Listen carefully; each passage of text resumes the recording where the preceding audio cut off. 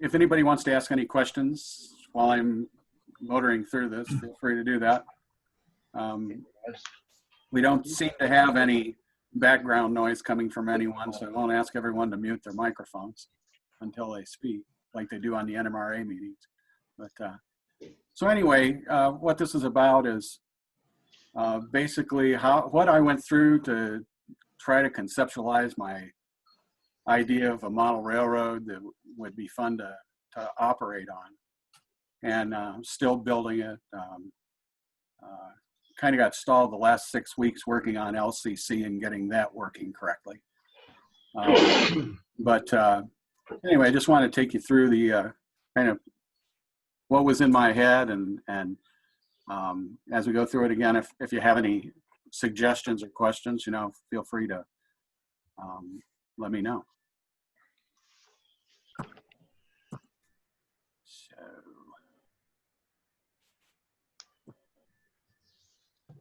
I'm going to minimize the video. So, as I got to pondering this, I thought, oh, what in the world was I thinking taking on a basement size layout? And this guy's presenting. And desktop on the screen. What, I tried to talk about what do I want from the railroad. There's like 17 of us. It sounds like we need to mute somebody. Yeah, Dave, can you mute your microphone, please? Sure. Okay, thanks. And then from a skill perspective, do I have enough of the right kind of skills to be able to do that? What era do I pick? I mean, so many people do the 50s and 60s, and there's a lot to do 70s, 80s. So that was a big consideration for me, especially since, as you'll see later in the presentation, I have some orientations towards some other time frames than the one I chose. Where was it going to be, from what point to what point? Because I wanted to do something prototype driven. So that was another big consideration. And did I want to do a class 1 regional or short line? How much space do I have, and do I really have enough? How was I going to design this thing? And then choosing all the major components of it was a big consideration. Construction standards. My basement was finished when I started this, so that was a big thing for me to get over. And then what kind of environment do I want to have for people to enjoy it, and how am I going to pay for this thing? So what do I want from my railroad? Well, the picture is a little blowback to my first foray back into model railroading in around 2008 or 9. And you can see there's 3 rails there. I had a fairly decent size 3-rail O-scale Lionel layout that actually I liked a lot. And that genset engine was one of my favorites. So that's why that photo. But, this is my new job, thank God. And I've been able to turn this into my retirement job. I want to have fun building it. And I got to tell you, there's some things I've learned during this about building that I haven't liked a lot. I knew I was going to learn a whole bunch, mostly by running into walls and getting back up and that kind of thing. I wanted to build something that was sound so that I didn't have to fix it down the line. I wanted some cool electronics or tech built into it because I come from an IT background back to the early 80s. Wanted it to be reliable. I wanted it to be believable. And I wanted it to be fun. Not just for me, but for everybody that will eventually come over here and look at it. So what kind of skills do I need? I started thinking about this. I'm doing a lot of research. Trying to develop an idea of what I wanted to do and put my ideas on paper and then in software. Trying to position the railroad in my basement. How can I figure that out? Did I want to go all the way around the perimeter of it? Have any kind of lift gates or that kind of thing? Or did I just want to situate it in one room, like where my original O-scale layout was, because the other room included a pool table and a bar area? I thought about portable. I know Neil's been a big advocate for modular railroading, and so did I want to do that, or did I want to have some sort of fixed shelf structure? What kind of track and roadbed was going to use? You know, I've heard about homobed, and I've heard about the foam stuff from Woodland Scenics, and of course there's good old cork roadbed, and then there's foam. A lot of considerations there. And then thinking about DCC and LCC and signaling, which I wanted, you know, and then all the other electronics that go with this and learning about them. And then structure building. You know, that's one thing I really like to do is build structures. You know, there's certainly been enough great examples of structure building within our division, Rod and Ron and some of you other guys. And scenery. You know, scenery is such a thing that, you know, it can either look okay or it can look great or something in between, I guess. But I just, you know, thought, good grief, are there enough clinics and YouTube videos to get me where I want to be? And then I wanted to have something fun. So when people came over, they would say at the end of it, yeah, that was fun to operate. I like that, you know, and it makes sense. And big question is, can I do all of this? So I started thinking about era, where in time will it exist? Should it be in the 1950s, you know, reviving some of my childhood memories? That old picture there is of the Michigan Central Railroad depot in Buchanan, Michigan. Until my father passed away in 1963, I grew up in Buchanan. So that was a consideration. And then I thought about the 50s, 60s, and then the 70s and 80s, you know, and I kind of have ended up in 2009, and kind of, because of some of the locomotives I bought, sliding up to 2012. And I know a lot of guys put winter on their layouts, but that's never going to happen in my basement. Summer is the time of year that I want to model, mostly because I really like the idea of the static grass and the things that have come out in the recent years. And so that's what I want to, you know, I want to work with. What kind of terrain, you know, that was another big thing. You know, I know at one point, Bob had given me a model railroader that had an article about a railroad in downtown, I think it was downtown Chicago. And it would have been very interesting to be switching amongst the buildings and that kind of thing. So I thought about that. And then some people model ports, and then of course there's, you know, running trains through good old Midwest. So, and you know, when I started thinking about the scenery in different locations, I mean, what do I like most? I mean, I've been out to the Rockies, I've been to the East Coast, Cape Cod and that kind of thing, and Florida, and you know, what do I like the most, and what kind of firsthand knowledge do I have, so I can either through photographs I've taken or through memories, or just, you know, Googling like we all do a lot of, be able to build something that I was happy with. And then layout design elements. You know, I knew I needed enough industry variety to make it interesting. And then I kept thinking, well, how many is too many? And, you know, with selective compression, that's something I think an iteration we all go through.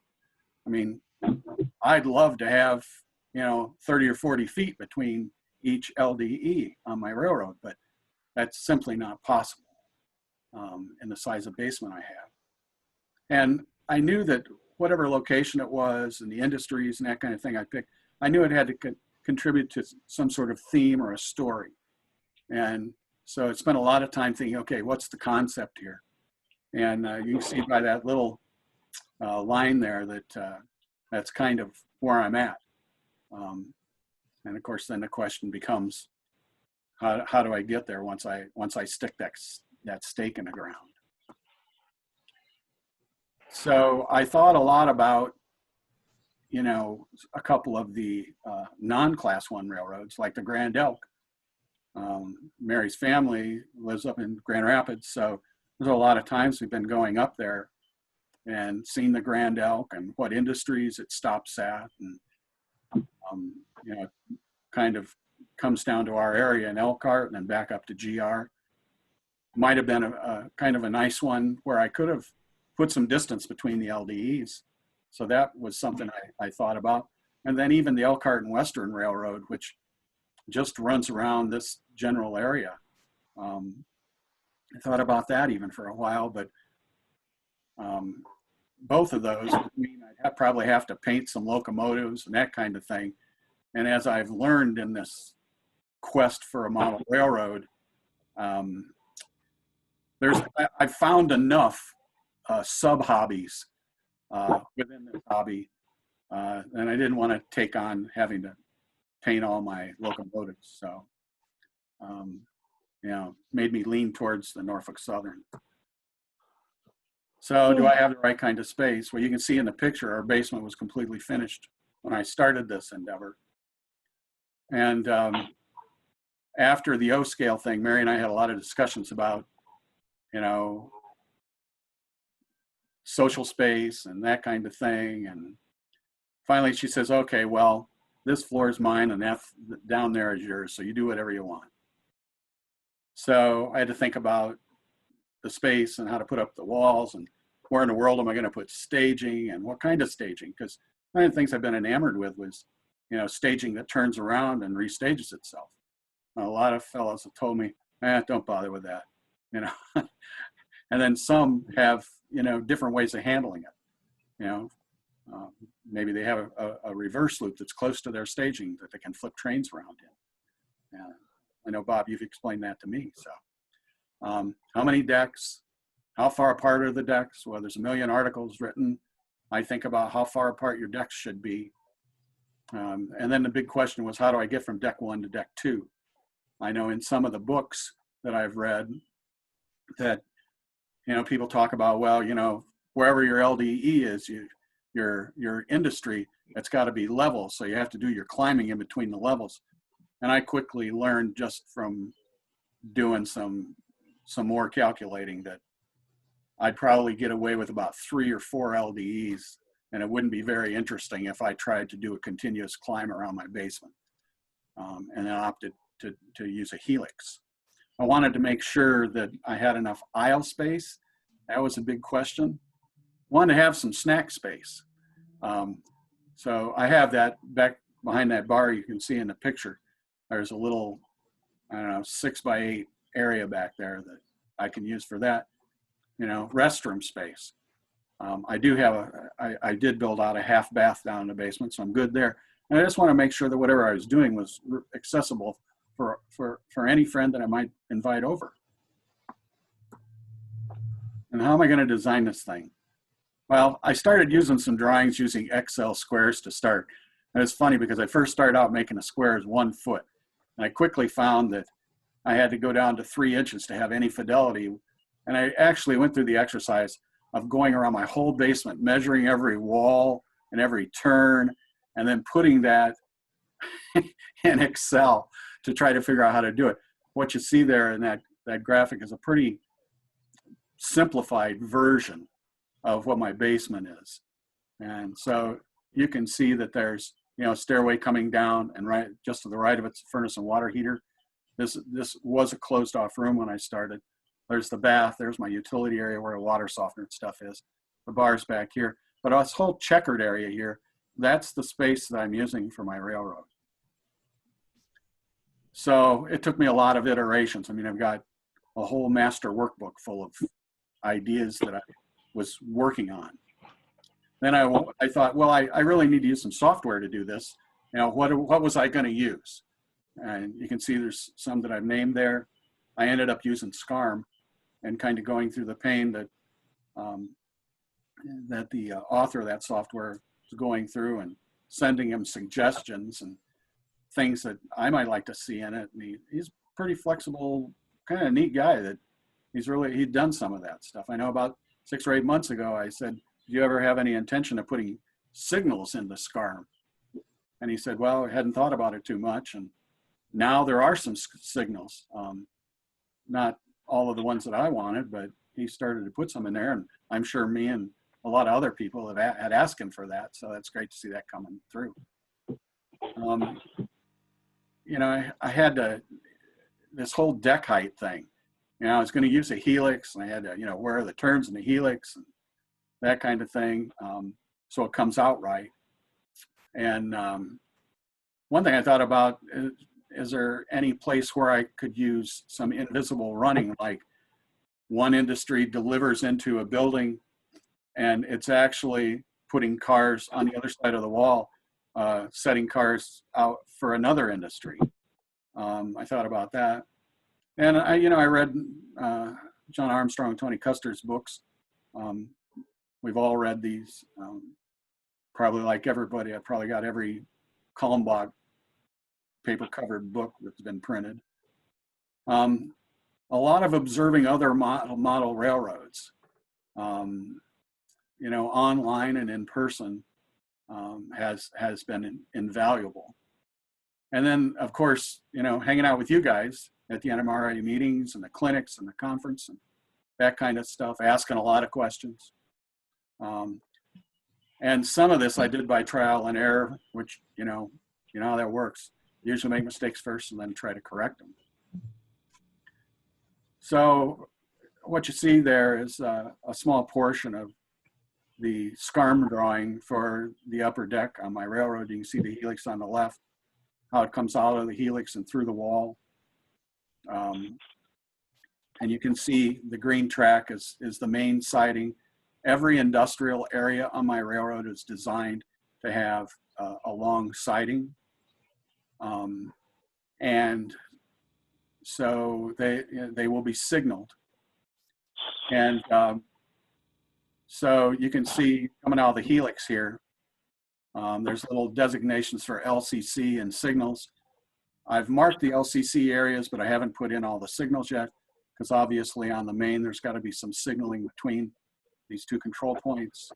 There's got to be some dwarfs on the siding coming out, that kind of thing. You know, I'll modify that. See these little diagrams down here? That is a symbol for a touch switch on the fascia of the layout that will operate this switch manually. And there's one of those at the end of each siding. This one is a reset push button. So this siding, in between these little blue blocks, is one electrical block. It's also one LCC block. So if there's a short in here because we run over a switch or something's laid on the track, you can go to this little place right here and the green light will be flashing because of a short, and you can push the push button and that will fix it. Right here, I call this LaPorte East. Alpha Baking is there. And there's an unloading building here with an overhead conveyor that takes the products into the plant. I'm simplifying what they're doing. I actually called them to ask them what kind of loads and rail cars they took in, and they were very nice. They told me exactly what they were doing, so that was pretty cool. The one down here, this is called Hall's Apple Farm. Hall's Apple Farm only exists in my memory at this point, and I think this is the only thing on the layout that's not actually really there in the world. And I like I say, I grew up in Buchanan, Michigan. Outside of Buchanan, there was a place called Hall's Apple Farm. I had fond memories of my father taking us out there every fall and buying 5 or 6 bushel of apple that we'd put in a cold cellar in our house over the winter. And it's really weird why that showed up there, because I bought a building, a Walther's kit, and it was supposed to be the Fruit Express stand or something, but I kind of kit bashed it a little bit and opened the garage doors up on it, partially open, and you can see crates in there that say Hall's Apple Farm on them. And so I did some research. I thought, geez, was fruit ever hauled out of Buchanan? I know it doesn't belong on my railroad in the space that I defined between Elkhart and Burns Harbor, but I thought, is there any plausibility to this at all? And I found back in 1916, there was a complaint to the Railway Commission about rates for fruit shipments out of Southwest Michigan. And I thought, well, fictitious location, there's enough research to support my decision to do what I did. But as the track goes around the hub at the end and into the next district, the next district over is LaPorte, what I call LaPorte West. And so there's 3 or 4 industries over there, and I've tried to align them pretty close to the way they are aligned, as you can see some streets lined on the Google Maps. So that's how I've gone about actually designing it. And then you can see down at the bottom of the helix, I've got all of my NCE equipment, my 12 volt, the beginning of my 12 volt bus, my 12 volt power supply, and the LCC power supply, all starting in a vertically mounted board off the side of that helix. Mostly because it was an easy place to put it, and secondly, so that I could easily snake a USB cable up over the wall and over the ceiling where the bar is, and down onto the bar that I'm actually sitting at right now, so I could plug it into a computer, which is where the dispatcher will sit when I get this all going. You know, there's so many model railroad products out there. Excuse me, just a moment, Dan. Sure. This is Jim. Just thought it was interesting that you can have a dispatcher sitting in a bar. I look forward to that assignment. Okay, Jim, I'll make note of that. You know, unfortunately, the only thing behind the bar is flavored soda, and there might be some 85 calorie beer back there. So how do I go about choosing these things? Well, you know, what scale? I mean, I love my O scale stuff, the heft of it. I mean, Rich, you know that, the heft of it, the mass and that kind of thing. It's very, you know, it's very enjoyable, but the space that you need, I couldn't have done probably more than 1 or 2 towns if I'd stayed in O scale. And mostly from the influence of all you guys, many of you, I chose HO. I know, Chuck, you do N, and there's some other folks that do N. I did do some N scale stuff for a while. My brother Tim and I built a 4x8 with wings using Kato Unitrack, and we had industries in the middle and used a super elevated track. We milled some frames on some N scale engines and put sound in them, and had a lot of fun with that. But I just decided to go to HO. And then what DCC system? Well, you know, everything you read says buy the same system as the people that in your area. Well, a lot of you guys, I know Bob uses Digitrax, and I have to confess, the only reason I chose NCE at the beginning was I was at an NMRA convention in Grand Rapids and went to the Kalmbach booth and talked to Tony Custer, and he said he used NCE, and I thought, well, you know, whenever I think about home repair stuff, I think, okay, what would Tommy Silva do or Bob Vila do? You know, so I thought, well, Custer's been pretty successful building a couple of large railroads, so I'll give that a shot, and that's what I've gone with. Why in the world would I do LCC? Well, mostly because I like technology, and it was intriguing to me. I knew it would force me to learn more about JMRI, now more than I thought I'd ever want to know, and probably still not enough in many areas. But it's been a painful journey. And I have to give kudos to Dick Bronson, who owns Railroad Circuits, who's the only manufacturer of LCC equipment, for spending a lot of hours on the phone with me to help me understand the logic behind how they put this together. As far as track, I ended up at that same 2009 conference talking to the guys from Pico, and I liked what they said, and I liked their, you know, what they were producing. Plus, another one of the guys, Bruce Berta, had a whole box of switches that he was letting loose of for a really unbelievable price. And so he and I came to an agreement. So that kind of forced me to go where I am. And I'm actually using Code 100 track, and it's all Pico, and all the switches are Pico. That's the big reason that drove me to that. It was cost. And I'm not sorry I did it.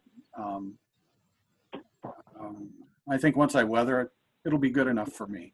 The other thing I had to figure out is, how many bus runs did I need, and what were the functions, what were the wire gauges, and I ran 12 gauge wire from my NCE components over to each terminal block that serves each power district. But I ran 14 gauge after that, and my bus feeders are 22. I knew I needed a cab bus. I knew I needed an LCC bus. I knew I needed a 12-volt bus.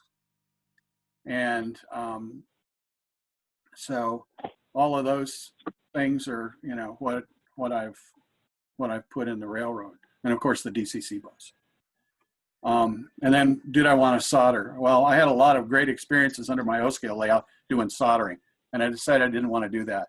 So the only soldering that's on my railroad is the feeders to the track. Everything else is done through terminal blocks and various kind of industry standard quick connectors. I do have a UPS for power. It's not hooked up currently, but right now I'm using a real high-end APC surge protector for all of my testing and building. Once I go live, I'll have that in line with the UPS that goes into one outlet where you can shut the railroad off.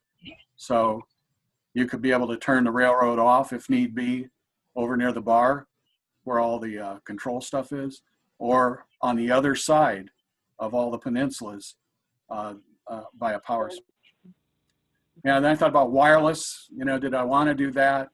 Well, yeah, I'd like to make use of some old Samsung phones maybe. But I've stalled off on running that through JMRI, and now I understand someone has built a wireless interface that goes right on the cab bus for NCE. So I'm probably going to buy that at some point. JMRI is a given because of the LCC thing, and then locomotives. You can see some names of stuff that I bought, and then rolling stock. Yeah, that got crazy. I'm sure as I go through it, I'm going to find a lot of stuff that I have that I probably need to sell or give away or repurpose. I wanted to have construction standards. I didn't want to start one way and get halfway through and say, oh, I should have done it a different way, and then start building it differently. Because I wanted to build it in a way that if something happened and Mary and I had to move out of our home, that it could be taken apart. The track could be cut. The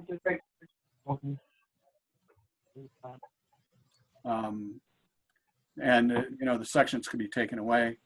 My brother Tim and I built 2x4 stud walls. We tied them in the ceiling joists through the suspended ceiling.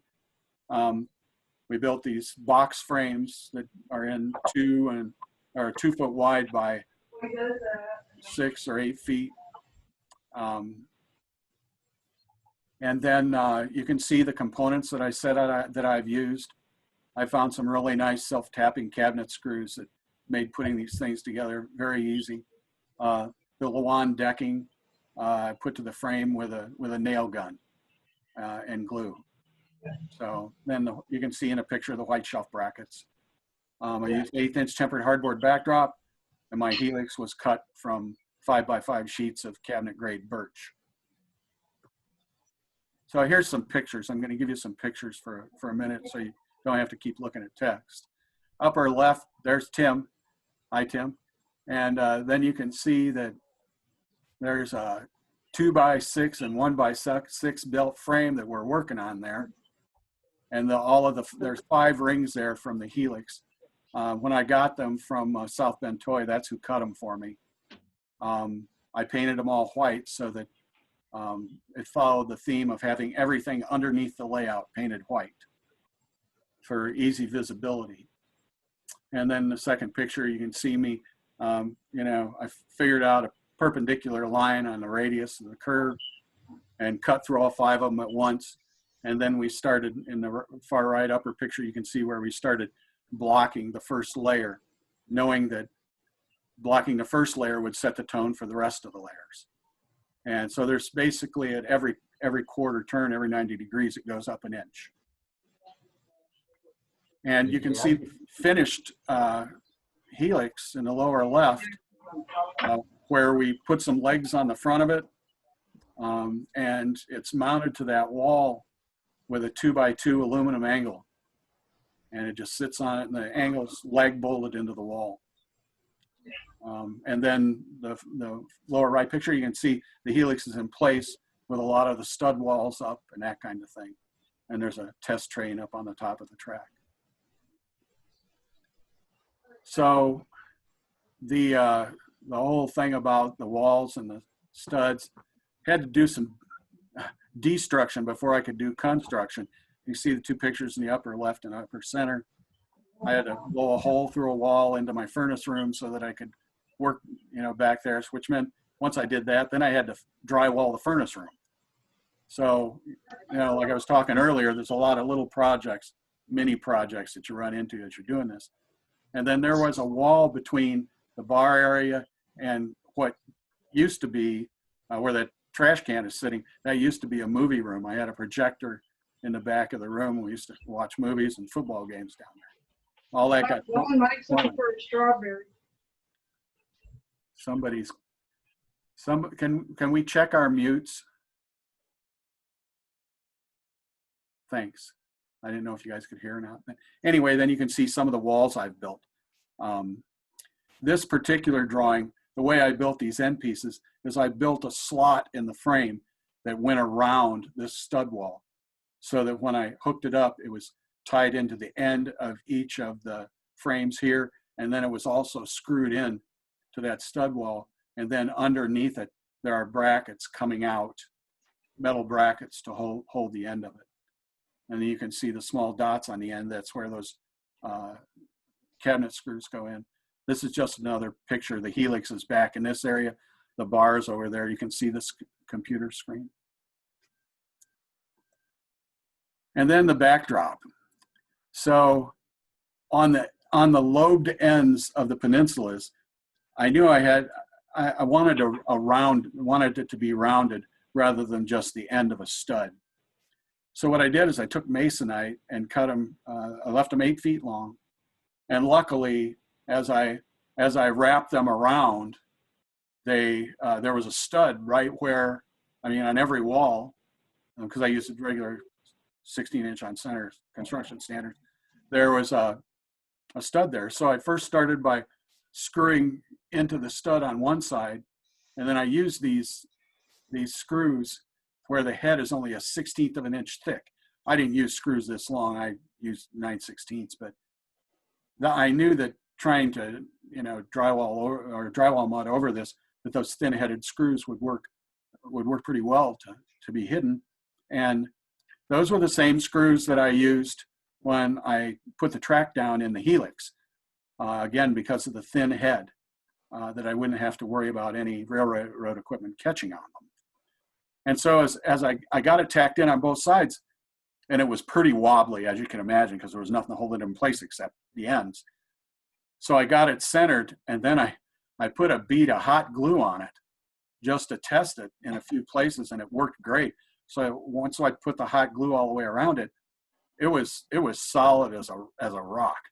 I was really surprised and pleased. So I didn't even put anything up on the studs at the top going to the ceiling, like up here. You can see on this lower right picture, I didn't even fasten it to that. And then I used very thin drywall mud. I sanded the area on both sides of the seam with 50 grit paper and a palm sander to rough it up. And then the drywall mud I smoothed with a sponge. So you can see it primed, and then you can see it painted. So next I wanted to think about the environment. You know, what temperature would it need to be down here? When I first built the basement out, there's like 22 can lights down here, and they had regular floodlights in them. And we had a party one time at Christmas. There was about 30 people down here. Must have been 90 down here. So I switched out to fluorescence, the curly Q fluorescence, and I really didn't like the light. And I've switched since to all LED bulbs. And I kind of like the brightness that it provides.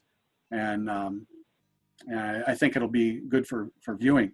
As far as humidity, a lot of people, many of us have problems with humidity in our basement.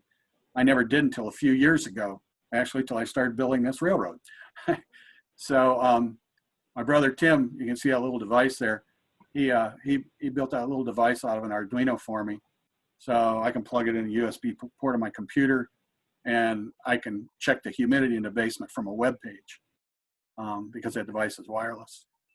And then the flooring, I already had flooring. I had carpeting in the old movie room part, and I had kind of a laminate flooring in the other part, so I just kept that. And then as far as lighting, like I say, I went to all LED lighting. One of the things I didn't mention when I was talking about the walls is, how do you connect the walls to the floor to keep them stable when you've got carpeting and laminate flooring? Well, in the laminate flooring area, believe it or not, once we got them stable, I got my big hot glue gun out, and I just put some dabs about every 5 or 6 feet. And we put felt pads on the end of the stud walls so that it wouldn't tear up the laminate flooring in case I ever had to take this down. And actually, it's worked great. We have no stability problems. And on the carpeted side, we actually used hook and loop type fasteners on the bottom of the stud walls, and they've been aces too. So that worked out really well. Happy accident. Then the whole thing I had to think about was a budget. How in the world am I ever going to pay for this thing? So I have this master plan spreadsheet that's got inventory of all my locomotives and cars in it. It's got cost analyses that I've done for any large purchases like track or wood or any of that kind of stuff. I've got lists of all the LDDs with building statistics and that kind of thing that I've created. There's a Helix calculator that I used. You know, I created categories of the various things I needed, and as it is with type A people, I've created subcategories as well. I planned a lot for my bulk purchases. You know, I saved up my money and made them and shopped them really well. I used to be a procurement guy in my past life at Notre Dame, so, you know, bidding stuff and getting quotes was second nature to me. A lot of the things was, were I going to buy or make? You know, and on my O-scale layout, I made a grain facility, and I made the silos out of PVC tubes. Was I going to do that again? I was really happy with what I did before. I was actually able to sell it when I tore that layout down. So, you know, did I want to do that? And then one of the things Mary and I decided a long time ago is that the railroad has to be part of the household budget. But just to give you an insight into how my wacky brain works, if you look up there in that spreadsheet snapshot, that's Alpha Baking. And I went linearly all the way around their building, trying to figure out how big it was, and then put it in, you know, actual feet, and then scale it into HO feet. And at that point, I had sent Ron an email and said, you know, this thing is way bigger. You know, if I was to build this to scale on my railroad, it would be like 9 feet long. You know, and he gave me some counsel on that. So I decided that my standard, at least until I run into another roadblock, will be a 50% compression. And you can see in the right column where the actual inches of things, and those, what all those different things, measurements are, is, and I think I might do a little, maybe a little article on how I did this, but basically I went around a Google map of the building, scrolled in so that I could see the actual feet, and then use the measurement tool in Google to measure the sides of the building at that magnification point. So that's the way I use spreadsheets for that. So, and that's it. Yay. Bravo. Good job. Thank you. Hey, a lot of thought went into all that, but not most of us probably haven't thought of most of that stuff. But we just blunder into it and learn from experience, I guess. Well, I've done enough of that as well, but I wanted to this way, since I was going to be hopefully living with this for a long time, I was hoping to take a more statistical approach to it, and I don't know if it's paid off or not. I've had a lot of pain along the way trying to implement a lot of electronics into something that can be done much more simply. Really amps up the cost, and it amps up the complexity of what you're dealing with. Talking about can lighting, I did can lighting as well around, and I had a shelf that I put up fairly close to the can lights for, putting up extra cars and stuff like that, and turned the can lights on one day and was doing some other things, and come back a while later and I seen a car like this. The can light had got it way too hot, and I'm like, well, so on your thought went to LEDs, which are, a lot better for that, but hadn't even thought about the heat off of them, when I put them in. Yeah, I never did either. The guy that did the lighting in my basement, my friend Brian Obiel, and Brian's an electrician, and Brian loves can lights. Every house he's ever built for himself is full of can lights. So he did that in my basement too. But we learned pretty quickly that they give off a lot of heat if you use regular floods. Right. Well, the LEDs have come down so much in price, and you can get LEDs in about any shape or form now too, as well. Yep. So anybody have any suggestions for me? Well, Dan, this is Jeff. I still have a question. Yep.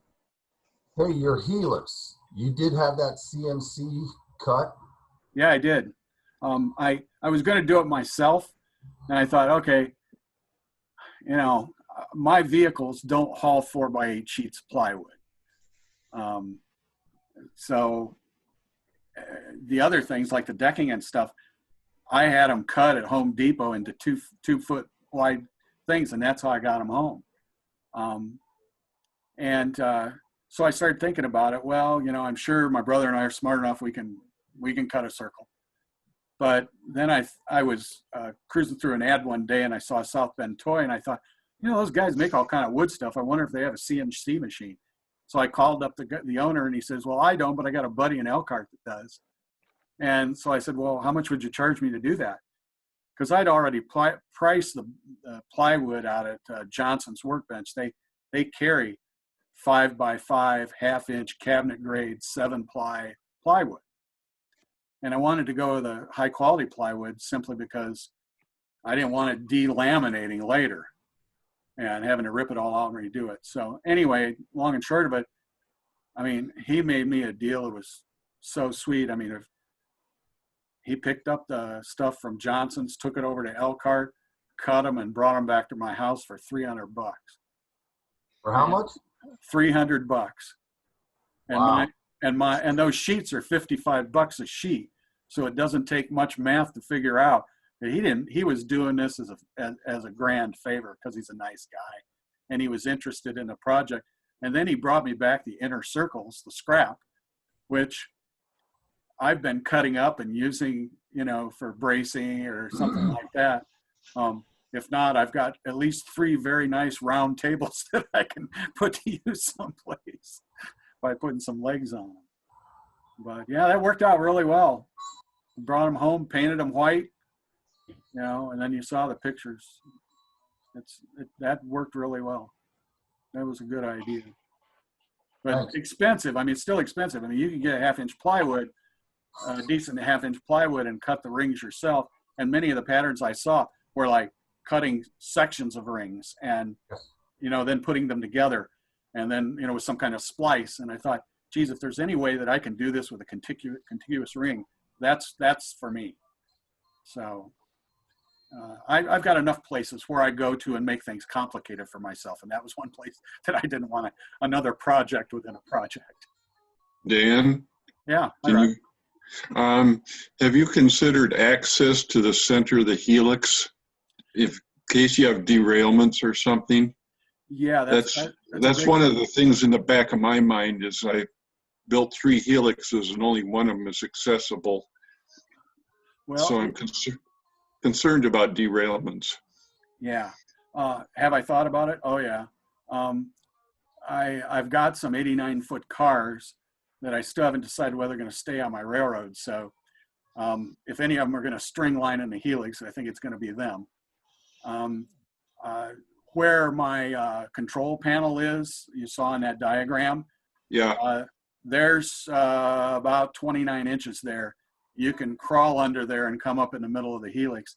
But before I Okay. have to do that, one of the things I'm going to do is I'm going to get some very thin plexiglass and mount it on the inside of the helix all the way around before I get those walls, any walls more closed in. And I still will be able to crawl into the helix from the other side of the LaPorte Peninsula too, okay. even when the lower deck's in place. Right now, the upper deck's the only thing I have in place. What's your final radius on the helix? It's about 31 inches. Oh, wait a minute. Yeah. Can it be Five, that big? 5 feet is 60 inches. Yeah, right. Oh, How How'd about, you get 31? Oh, Yeah. no. The outside of it's 60 inches. so it's It's got to be, it's probably 29 now that I think about it. so on my helix, I've got 2 of them, and I can stand up inside of them because I have a tall mountain on both of them. Oh, yeah. And I also installed lighting that will come on from motion. Oh, cool. So if you go inside the helix, then the lights come on. And I do need to relocate one of them because I found out that my N-scale locomotive will turn the light on as it goes around inside the helix. Yeah. I know, Chuck, that's something we talked about not too long ago, is like, once we got them all closed in, is now that once you go up in there, you can't see. So that lighting was something we talked about. I know now, just probably about a month ago. Yep. Yeah, I just installed them. Right, yeah. So that's something else to think about too. Once you close them in, is okay, now I got to see in there because all of a sudden it's dark. Yeah. Well, I right behind me, I've got a background up, but right behind me is the helix, and there's a can light right over the top of it. So it pretty much shines right down inside the helix. Yeah, But once mine you are close totally it all in, closed. won't that go away? I'm sorry. Yeah. What'd you say? I say, once you close the helix in, that'll go away though. It's not going to be closed in. Oh, okay, the top will be open. Okay. Yeah, it kind of sits at the back side of the layout. Oh, okay. And at least right now, I don't see any, in the shelf that it goes into, I'll have trees at the end of it. And something I still got to figure out is where I'm going to put the signal at that end. I've been thinking about putting it where it should go and then putting a mirror on the wall, because there's like a little arched cave opening that it comes out of the helix behind the wall. Putting a little mirror there so you can see the signal, but have trees around it so that it kind of disguises the signal, or disguises the opening rather. Yeah, it's just for right now, it's gonna be open, but I am gonna put some plexiglass around the inside so I don't send any stuff to the ground. Understand. Yeah. Dan, you indicated part of it's been very painful. What do you consider the most painful stage that you've gone through? Bench work. Bench work? I've Okay. learned that I don't like building bench work. I finished my whole basement with a couple of people helping me, but most of the work, especially the finish work on the ceiling and the floors and everything, I did myself. I don't want another construction project at 67 years old. I just don't. And I had one with this, and I didn't think building those frames for the shelves was ever going to end. My brother helped me build a jig to build them in, which made it a lot easier. But it just, I don't like that part of it. The LCC part has been painful, but it's been something that I've chased because I like the electronic stuff. And you know, now that I'm on the other side of that chase, for the most part, I'm glad I did it. But boy, it sure took a lot of money, and it took a lot of time. I mean, LCC is still close to $200 for every industrial siding. And I've got 5 on each deck. So you can do the math. And that doesn't include signals.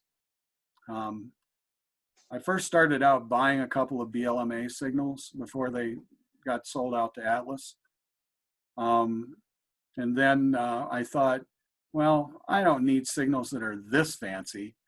And plus, they're $35 a piece, which means I'd have, good grief, another $250 in signals for each industrial siding. So that'd be almost $500 per industrial siding to do signaling. I thought, this is nuts. So luckily, BLMA/Atlas sold their snow hood signals with LEDs and everything in a 2-pack, just the signal heads.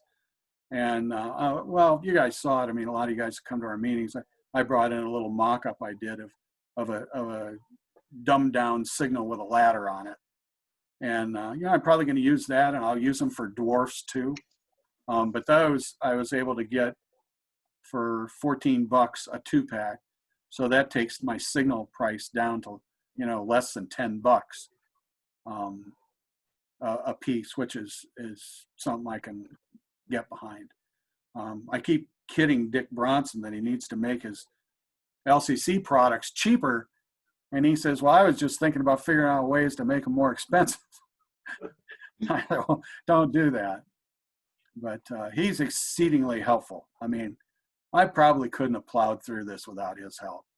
Once the light bulb comes on with LCC, I will say it's really pretty easy and logical. But getting through that is, it was challenging 6 weeks. And some of you guys saw that kind of badly conceived video I put up on YouTube about LCC. I learned a lot about making YouTube videos on that. And so at some point, I hope to do one of these things and walk you guys through, you know, all of the screens and everything that on how you actually configure these things. Because once you see how it's done, you can kind of see the logic of it. And a lot of the stuff comes built in. You don't really have to, you know, some of the things you don't have to actually do any settings for. They automatically work. One of the things that is a challenge is signal logic. And in JMRI, you can create signal logic. But in talking to Dick and telling him that I was doing NS in about 2009, he says, well, you don't have to do that. He said, when we were working on JMRI, I put all the signal logic for NS from the 2008 NS operating instructions or operating manual, build it into JMRI. So it's already there. So happy days for me. I don't have to try to struggle with doing logic in JMRI. Yeah, Dan, could I interrupt for a piece of business real quickly? Sure. Okay, I was taking attendance and we've had a couple people drop off already, but we had 2 Riches on here, Rich Trowbridge, and I don't know who the other one is. Is that Smorowski or Rich? Which Rich do we have with us? It's Rich Smorowski. Okay. And Timothy, I assume, is Brewer. And then we had a Mark on here and he is logged off already. Anybody know who that was? I bet it's that fellow I mentioned, he should be on our last sheet. Mark, okay. Yeah, I forget his last name. I'm sorry at the moment, but he and I ran into each other someplace. Oh, after I posted my YouTube video, he wrote me an email, and we had a really nice hour-and-a-half conversation on the phone as a result of that. But I think Okay, is that Mark Laura from Division Yeah. 6 then? Yeah, I believe so. Okay, good, thank you.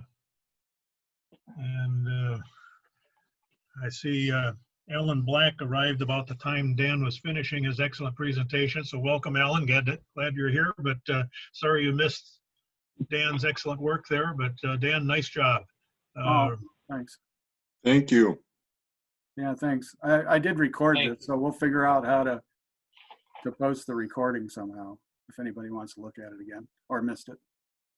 Yeah, I joined in just about time to get questions started. How you doing, Alan? Doing good. Good, good. Had a grandson here, so I got interrupted. Well, good times. Yep. Good times. So, any suggestions about something I can maybe be thinking about or doing differently?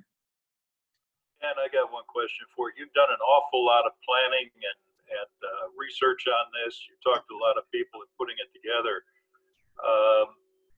How much operation have you done on the track that you got down? I have not done a shakedown tour yet. I mean, you mean just running trains over it? Just running stuff over it. Yeah, I've tested all of it. Okay. Yeah, I think I mentioned to you, Bob, early on, just because of one of the NMRA requirements for different types of track that you've got to have on your railroad, I put a 30-degree crossing in one of the industrial areas. And wow, do I regret that. Now back to Rod's question. It didn't matter how I wired that thing up. I had problems with it. And Chuck gave me some good pointers on a DCC device to fix that. But even though I bought the device, it was almost too late because I got frustrated one day and got out the Dremel tool and cut it out. And I have to confess, I wadded it up in a ball and threw it in the trash bucket. So now I've got an Atlas switch in there, and it's kind of hokey, but for that industrial area, I'm going to stick a SD40-2 scales train locomotive in there, which has current keeper in it, and it'll run over it just fine. So right now it's dead. But other than that, I haven't had a lot of problems with feeders not working. My biggest the biggest wiring challenge I've had so far was in the Burns Harbor area. I've got that whole area probably covers 20 feet going around a corner, and the yard is 5 tracks deep, including the main. And in that area, because of signal blocking and other things, I had like 117 drops, feeder drops, to go in there to make sure I was getting juice to every piece of track. And boy, that was tedious. That was very tedious. Of course, my own fault. Again, like I said early in the presentation about banging your head against the wall. I was going up on top of the track and holding the feeder wire in place, and until I realized that I had some really cool little clamps that would hold it in place for me, and sped my time up by about 150%. So again, some more learning, but yeah, that area though does work. I've run locomotives through it, and I haven't had any dead spots or any of that kind of thing. And no shorts. No shorts. The only short I've had really was on that crossing, and that I had run Intermountain, Scale Trains, Atlas, Kato, all those different brands through there, and every one of them shorted. And then I saw some YouTube video about filing the points and things like that. I did that. It didn't help. Finally, I started an email exchange with the guys at Pico, and they go, "Yeah, we know about that." It gets frustrating when you have spent the time and the energy and you put something into it and worked on it, and you sort of more or less got it working sometimes, but there are still problems. Then you go back to the manufacturer, and the manufacturer says, well, yeah, we know we did have a problem with it, but there weren't that many people working in that area, so we didn't think it was an issue. Yeah. Yeah, and again, the only reason I put it in there, I could have backed two regular turnouts together and achieved the same functionality, but I chose the crossing so I could get another different piece of track in there.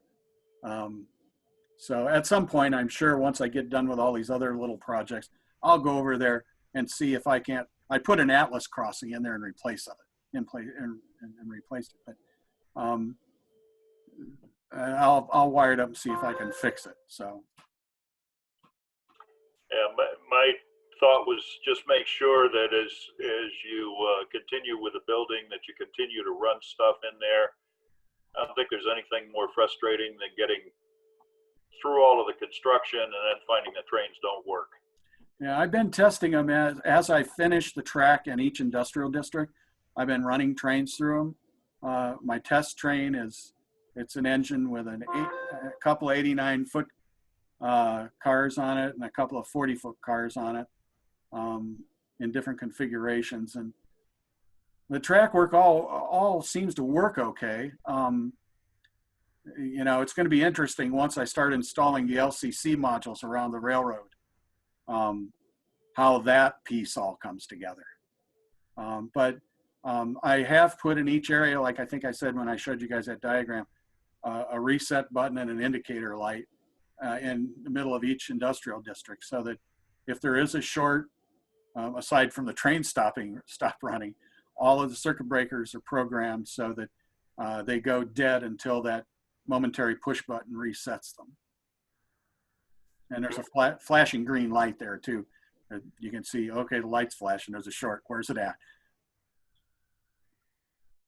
And most of the industrial districts are less than 20 feet long, so even when they go around a curve, so there's not that much trackage to search when looking for a short. Okay. So, any other questions or suggestions? Sounds like we're done. All right.